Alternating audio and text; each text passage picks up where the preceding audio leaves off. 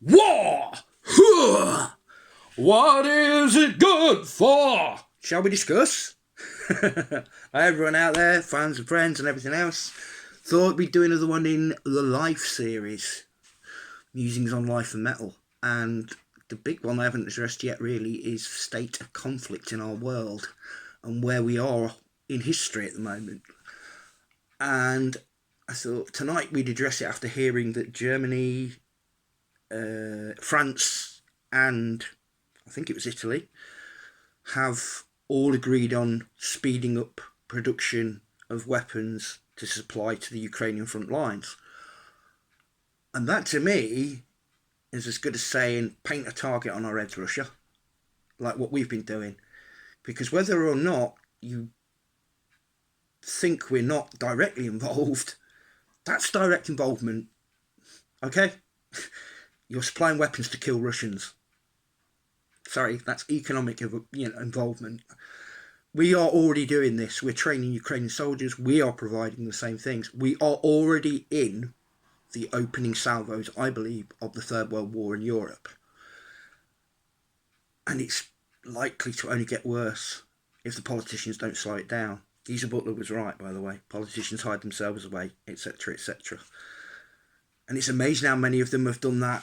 We are living in a 1938, 1939 era sort of thing and working on that idea of appeasement with Neville Chamberlain or whatever to sort of make us a little bit more, we're going to have to stand up to this. We have got, if you would seek for peace, prepare for war. And what Macron was saying, the French president, was that, you know, we are going to have to do this. This is a dire situation. If the Ukrainians do get beaten, they'll be right on Poland's front door. But the other thing, obviously, is we have to address what's happening in Israel and with Hamas too. And that is the wider global conflict. Because that's still based on the same mad ideals that our God's better than your God. Right? And our people are better than your people. And that's the kind of thinking that I believe mankind really needs to get rid of. The idea of believing in some imaginary, all-empowering, all-encompassing, omnipresent God, creature, whatever, in the sky that set us these precepts to make us as we are. No, we make ourselves as we are. And don't give me that God created man in his own image. No. Okay?